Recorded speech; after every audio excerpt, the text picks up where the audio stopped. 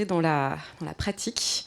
Nous sommes très honorés d'accueillir cet après-midi Michael Roch.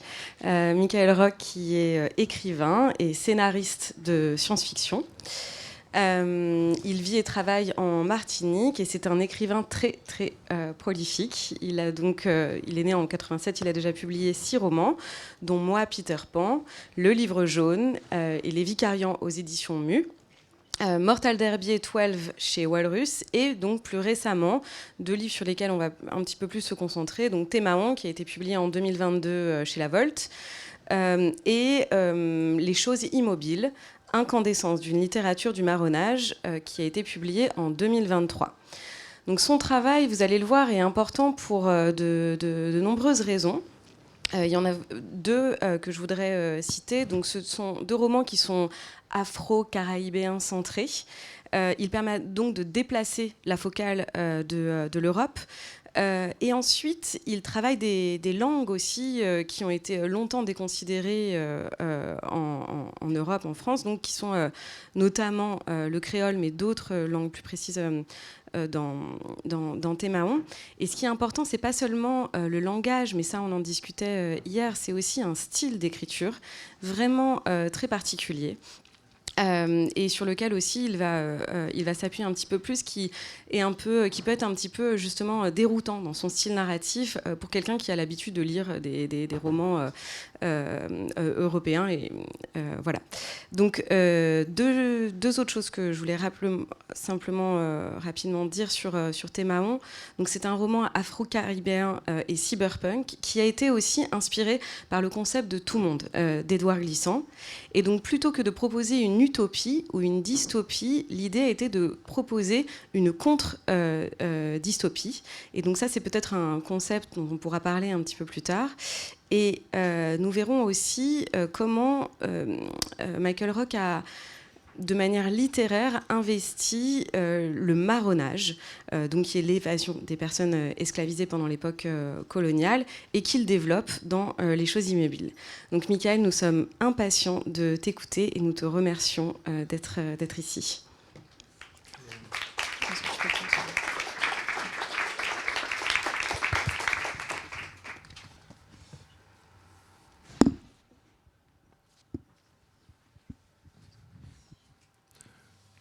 Nous n'avons pas fui. Non, nous ne nous sommes pas enfuis de la plantation. C'est ce que les grands livres racontent, ce que l'histoire a retenu, mais ce n'est pas ce qui est gravé dans nos corps palimpsestes. Ce n'est pas ce qui est gravé dans, sur et entre nos corps, dans cet espace, non pas vide, non pas vierge, mais changeant et à chaque instant renouvelé, dans cet espace-là où se déroule l'espace relationnel, au sens donné par la relation chère à Édouard Glissant. Le seul possible espace pour que se trame une histoire partagée, faite de victoires et de faillites, mais que l'on peut regarder en face, sans baisser les yeux. Le marronnage pourrait être dans l'imaginaire collectif relié à la fuite, à l'échappée des personnes noires réduites en esclavage durant les siècles de traite, et qui pourtant se sont soustraites à cette condition horrifique, déshumanisante. Dans l'imaginaire collectif, ce serait la grande évasion. Elles sont allées vivre libres dans les forêts en haut des mornes, dans les profondeurs des jungles amazoniennes, y former des communautés nouvelles, comme les quilombos du Brésil, quilombolas, palequeros, Nègre-Marron. Le philosophe Denetem Twambona leur associe l'art de la fugue, modulant sur sa définition musicale comme dans son sens premier, l'action de s'enfuir. Mais il précisait non, le marron ne fuit pas, il esquive. Deleuze, lui, trouvait à la fuite un principe actif, faire fuiter, provoquer l'égouttement, vider le réservoir, la force opérante, la ressource économique du colon, par un effet de ruissellement vers l'en-dehors de la civilisation. Parce que dans l'imaginaire collectif, fuir est une lâcheté. Fuir est la validation de la violence et de l'oppression. Réduire le marronnage à ce roman de la fuite vers les mornes est une colonisation du récit. Il indifférencie la complexité de ce mouvement. Nous n'avons pas fui. Malgré l'écrasement vain, malgré la néantisation impossible de notre humanité, nous n'avons pas cédé aux sirènes du subir. Il nous fallait, dans le sursaut de notre apocalypse, s'accrocher au vivant. Nous avions nos corps démaillés, nos mémoires déperdues, chacune de nos traces dénichées sur les reliefs de nos peaux gravées, tatouées, nos peaux parchemins, nos peaux hiéroglyphes qui charroyaient les contresorts du désespoir et de la déperdition et de la perdition. De là, notre humanité dérobée, jamais dévoilée, toujours détournée, détraquée, déprise des sens imposés. Ce n'est pas un tatouage, c'est une histoire cicatrisée. Ce n'est pas une coiffure, c'est un sac de mémoire. Ce n'est pas un suicide, c'est la soustraction d'un corps à celui qui le possède. Ce n'est pas une danse ni un rythme, c'est une société intime et secrète qui perdure. Le marron ne fuit pas, il esquive. Marronner est le dernier mouvement issu du restant indissoluble du courage. Un acte de résistance autant qu'une réappropriation de son propre corps, de ses sens, de son esprit, de sa mémoire, de son ballant, de la trace que l'on laisse sur son passage, de la trace que l'on creuse là où nos prédécesseurs sont déjà passés.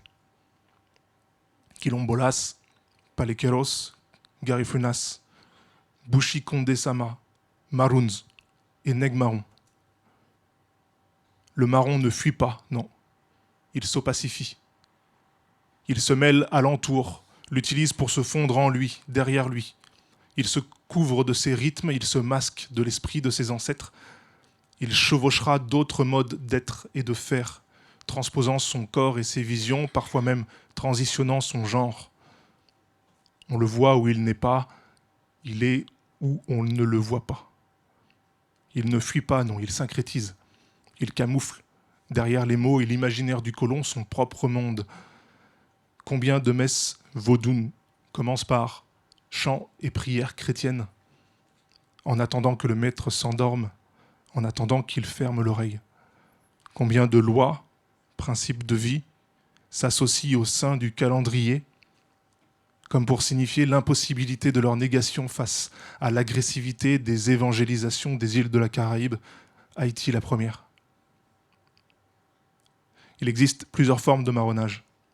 Le syncrétisme religieux, des pratiques cultuelles du vaudou, du candomblé, de la santeria, en est une. L'envolée vers la forêt, vers la marge, en est une autre. On oublie souvent les résistances menées sur le lieu même de l'habitation.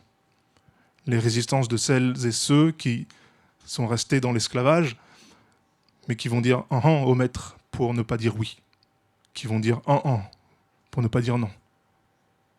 Les résistances subtiles qui ralentissent le travail, quitte à entériner dans l'imaginaire collectif que le nègre est fainéant, qui, la nuit, se retrouvent autour du tambour pour des danses, des contes, pour rêver, débattre, comploter, pour fonder des sociétés secrètes et des alliances révolutionnaires. On oublie que le nègre marron aussi bénéficie de cette résistance passive de celles et ceux qui sont restés sur l'habitation, qui le nourrissent parfois, font disparaître outils ou vêtements à son profit. Le marron se cache aussi en ville. On ne le voit pas, mais on sait qu'il est là. Il n'est pas là, mais on l'y voit. Quelquefois, il marronne vers d'autres libertés, la piraterie, où chaque navire est l'ébauche d'une nation d'hommes libres. En Amérique du Nord, il prend la route du Far West, et l'histoire oublie les cow-boys noirs qui ont tenu là les rênes de leur liberté. Quilombolas, Palequeros, Garifunas, Bushi Condesama, Maroons, Neg Marron, pirate, cow-boy, Rastafari. Le marronnage est un welto. On le voit, mais on ne le voit pas. C'est une malice au bout des lèvres, un pied de nez, un masque, une désapparition à la fois dans le temps et l'espace. On en tire une technique, on en tire une science, un savoir. Le marronnage est un continuum, une expérience du welto, de la vie furtive et disruptive, qui ondule par adaptation, invention sur la corde raide du chaos, de l'accident, de l'imprévisible. C'est ça qui le tient en tension. C'est cette tension qu'il transforme en moteur pour se construire, se reconstruire, à la marge et dans les interstices des normes et des oppressions, comme une indocilité. Nous n'avons pas fui, non, nous sommes indociles. Nous sommes contre-dystopiques. C'est encore Denetem Twambona qui, dans Cosmopoétique du refuge, relève le rapport intime entre le dressage disciplinaire des masses populaires d'Europe et la réduction en esclavage des peuples africains.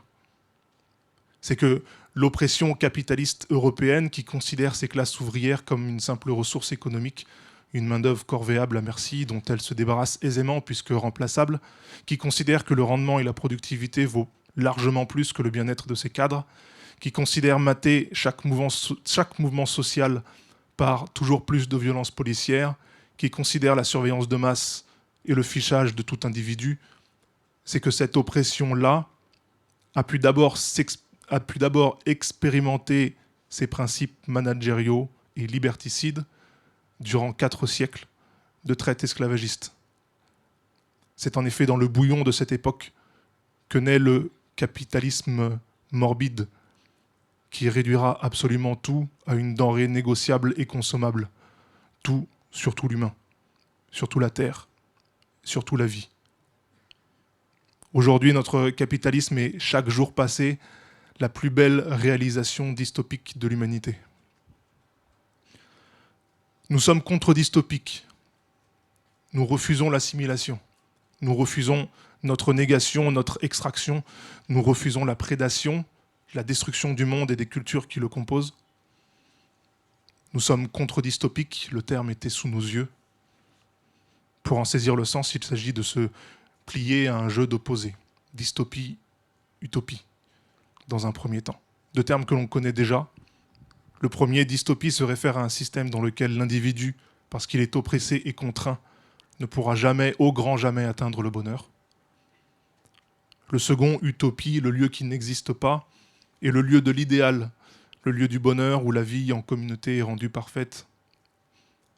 On peut y opposer l'anti-utopie, où l'on s'aperçoit que derrière les beaux atours de l'utopie, derrière la fixité de son ordre, tout n'est pas si rose pour tout le monde, à commencer par les personnes qui adorent le mouvement, le changement. L'anti-utopie, c'est quand le verre est dans la pomme rouge, que la pomme est empoisonnée, et que son goût amer nous pousse à fuir, mais en vain. À la dystopie s'oppose donc la contre-dystopie, dans laquelle le système est ou semble être une dystopie contraignante. Pourtant, sous ce système, les individus subalternes peuvent, par un jeu de lutte et de résistance, atteindre ou du moins se mettre sur le chemin de leurs idéaux, de leur idée du bonheur. La contre-dystopie invite au mouvement hors de la dystopie, hors de la contrainte. Elle invite à l'aliénation, c'est-à-dire à devenir autre et étranger à la destinée que le système avait fagotée pour nous. Nous sommes contre-dystopiques car nous nous soustrayons de notre propre chef à l'équation létale qui nous est imposée.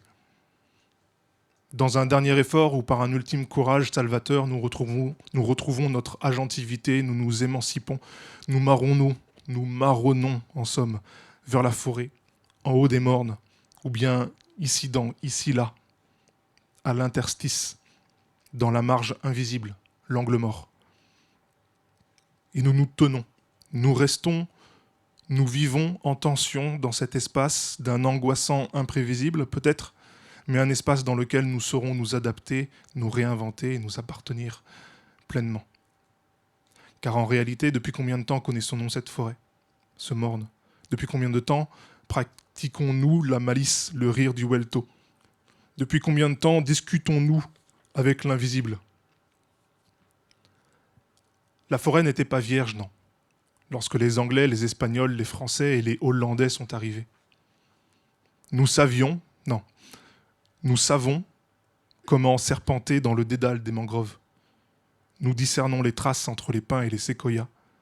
Nous entendons le vent, lisons les étoiles. Nous cultivons les plantes nourricières que nous apporte la nature sauvage. Nous en prenons soin. Des traces comme des consciences invisibles. Eux qui arrivaient n'y virent rien que du vide, une terre à soumettre. Quilombolas, Garifunas, Bouchi-Condé-Sama, Nègre marron, pirate, crew, frères de la côte, cow-boy, natifs américains du nord au sud, peuple des Premières Nations. La solution aux embûches que notre société, aux embûches que nous avons nous-mêmes construites, se trouve dans notre historicité, le passé dont nous faisons le récit. Ce que la fièvre capitaliste a tenté de détruire au temps de la colonisation du monde, puis au temps de sa mondialisation, ces formes autonomes sont des clés contre-dystopiques. Elles ouvrent sur une décolonisation, une décentralisation de la culture et du savoir, une désagrégation du rendu pseudo-universel de la mondialité. Elles empêchent la déroute du pouvoir et le suicide de l'humanité. Elles génèrent une nouvelle diversité, mêlée de tout, par tous et toutes, c'est-à-dire qu'elles appellent à une diversalité. On peut légitimement se demander, marronner, renouer avec l'autonomie, oui, mais pour aller où ? Le spectre du communautarisme plane sur cette défection de l'universalisme. Et ce serait sans compter sur les principes de la relationnalité. À l'ère de la mondialité, du mouvement toujours plus rapide, toujours plus global des entrechocs entre toutes parts du monde, la relation des doigts glissants est sans équivoque le principe de mise au banc du communautarisme. Les personnes, leur corps, leur culture, leurs imaginaires se rencontrent et se heurtent dans le tourbillon du monde, en réalité et en virtualité, et changent en échangeant, se transforment, se morphoisent, se métamorphosent. En résulte la création de nouvelles formes d'être au monde, non plus de manière collective, mais autonome, individuelle. La différence que chaque personne apporte au monde, ou à son monde, c'est-à-dire le caractère de ce qui fait d'elle un autre, semble être l'indication de ce vers quoi un avenir contre-dystopique devrait tendre. Au sein de la relationnalité portée par Felwinsar, principe opérationnel de la relation de glissant, il sera alors envisageable de discerner un cofuturisme, un futur commun, un futur dénormé, un futur sans négation, ni prédation, ni exclusion, ni destruction de tout ce qui est autre à soi. Par autre, nous entendons les êtres humains, hommes, femmes, non-genrés, polygenrés, les consciences non humaines, animales et végétales, qui, échangeant des informations de manière discernée avec leur environnement, sont source de vivant. Les ensembles complexes que forment parfois ces consciences non humaines, les forêts, les montagnes, les fleuves qui aussi ont droit au respect de leur intégrité et nous sommes garants de leur fonctionnement. Et enfin, les consciences construites, les êtres technologiques que nous créons pour nous ressembler au mieux, auxquels nous prêtons volontiers des bouts de conscience et qui n'auront de cesse d'être améliorés, de s'améliorer, de s'autonomiser, jusqu'à rendre la frontière du vivant d'autant plus floue. Il reste à l'écrire ce cofuturisme. Pour cela, à emprunter la trace du marronnage. Il reste à décoloniser, c'est-à-dire à construire un mieux vivre, un mieux être, un mieux habiter. La décolonisation ne saurait jamais se réduire à un basculement des pouvoirs. Les luttes féministes intersectionnelles nous le rappellent chaque jour. Il ne s'agit pas d'ôter le pouvoir des mains du père colonisateur pour le mettre dans d'autres. Il s'agit en réalité d'écraser toute possibilité de pouvoir. Il s'agit de repenser le monde et sa relation au regard de la différence, d'aspirer à l'harmonisation et aux soins de nos différences. C'est ce qu'on appelle la diversalité. Et d'atteindre ce possible par le plus haut respect porter à ces mêmes différences. L'individuité, au sens que lui donne le poète Stéphane Sangral, la désacralisation de tout groupe et la sacralisation de tout individu. L'individuité, pour aller vite, et là je le cite, c'est le respect à l'individu quel qu'il soit. Et c'est l'irrespect envers tout ce qui viendrait compromettre cela en se plaçant au-dessus de l'individu. Fin de citation. Chaque personne se construit à la différence d'une autre. Dans cette perspective, ordre du monde et absolu collectif en guerre les uns avec les autres n'ont plus aucun sens. Et ce qu'on appellera groupe, famille, nation, peuple ou communauté ne sera plus, pour paraphraser Patrick Chamoiseau, ne sera plus qu'un nous relationnel d'individus et d'ensembles non humains complexes. Un nous en devenir dans un idéal d'horizontalité, de partage d'espace, de culture et d'imaginaire, un cofuturisme en symbiose, où la présence de l'autre est à la fois un enrichissement et une métamorphose de notre individuation, dans la tension perpétuelle d'être en devenir qui s'indéfinissent toujours plus chaque fois qu'ils émergent aux autres et que les autres émergent en eux. Nous ne fuyons pas, non. Nous symbiotons. Merci.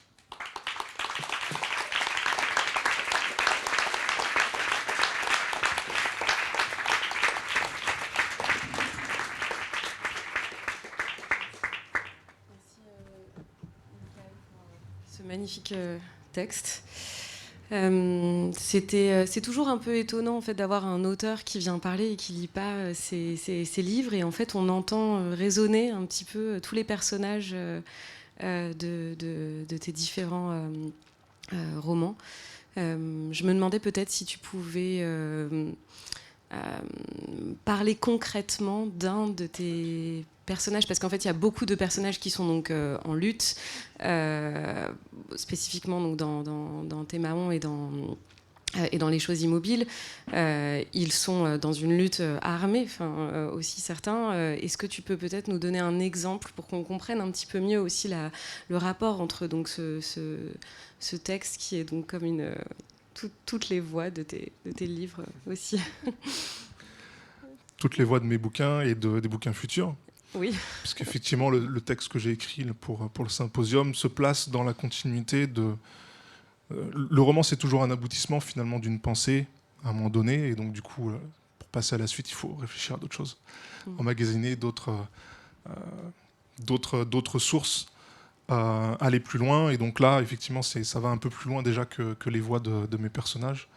Mais effectivement, mes deux derniers romans, Tamaron et Les choses immobiles, sont des romans qu'on peut qualifier d'afrofuturistes, et donc étant avec afrocentrés, voilà, centrés sur des personnages noirs, des personnages principaux qui sont noirs. Ce sont des personnages qui sont effectivement dans des positions subalternes, et donc la subalternité, c'est être dans une position du monde où on subit des contraintes et on est en même temps dans une résistance face à ces contraintes. Donc oui, ils sont en lutte. Dans Tamaron, oui, il y a un petit peu de lutte armée, de sabotage ou de marronnage en tout cas. Voilà, ils vont juste aller voler une foreuse quelque part. Donc, y a pas de. Si, on pète un commissariat à un moment donné. Mais voilà, il n'y a pas d'explosion, il n'y a pas de bombe ou quoi que ce soit. Ça reste du sabotage. Ouais. Tu voulais que j'en dise plus sur ces personnages-là ?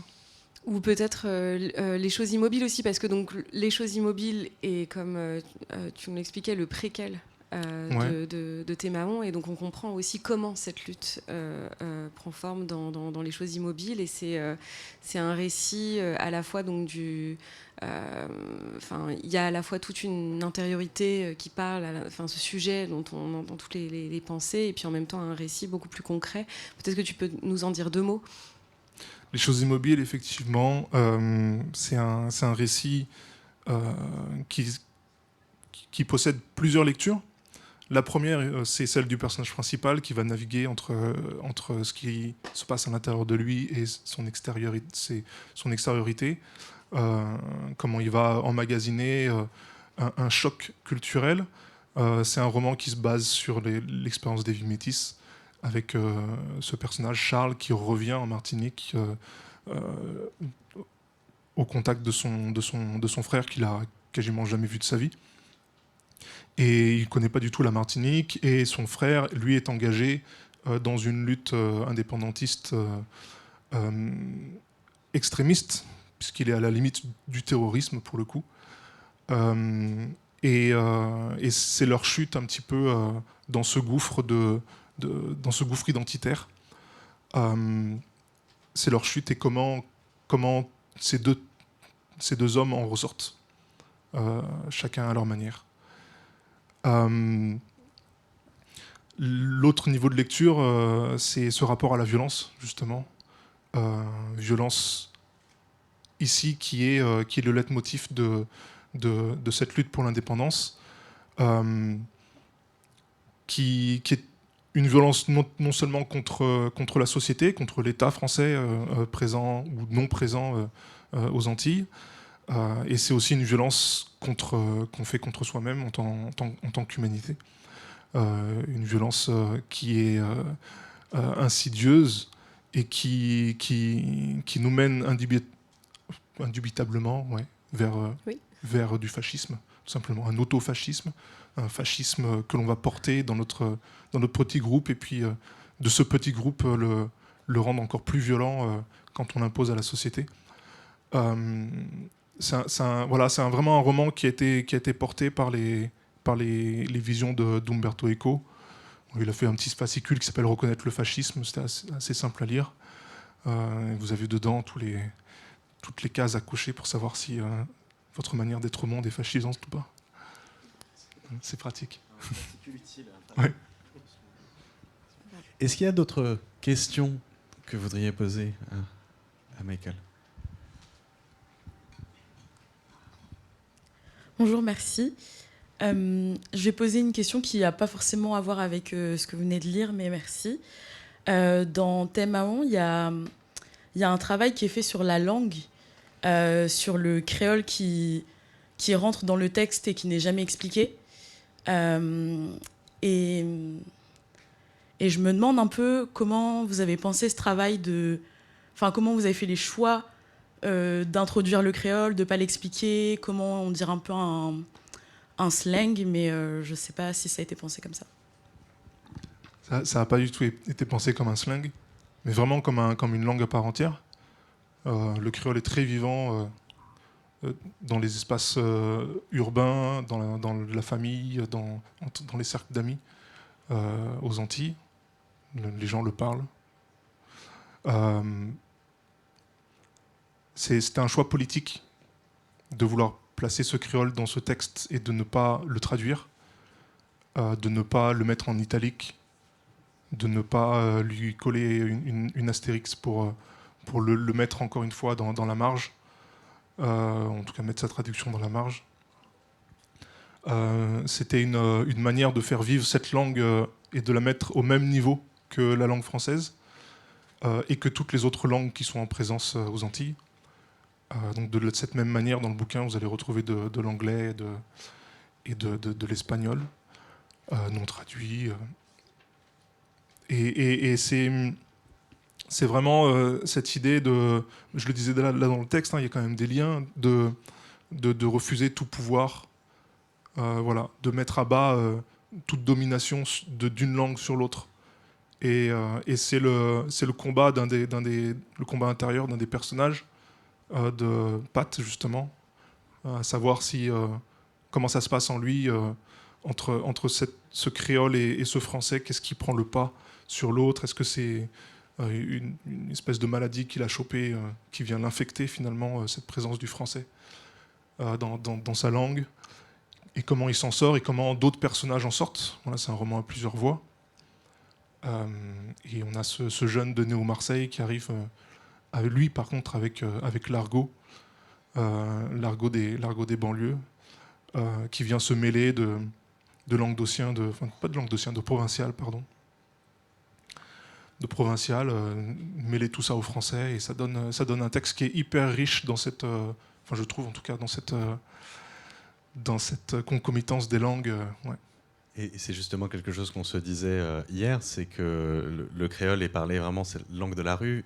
Ici, à Arles, il y a tout un travail qui a été fait pour garder des formes de provençal, mais qui quand même est une forme qui a été, qui est très marginalisée. Alors que tu parlais de ce caractère extrêmement vivant que tu lui donnais, et c'est très beau de voir toutes les stratégies que tu emploies pour le mettre au cœur du récit et pas à la marge, comme tu le disais. J'ai eu la chance finalement de tomber sur un éditeur qui a accepté cette volonté politique de ne pas effacer ou de réduire ou invisibiliser d'autres langues que celle académicienne de la littérature française.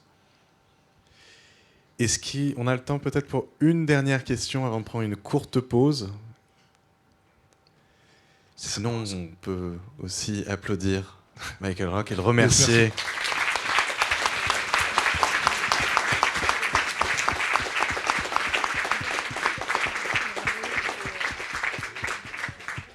Voilà, encore un grand merci à Michael Rock.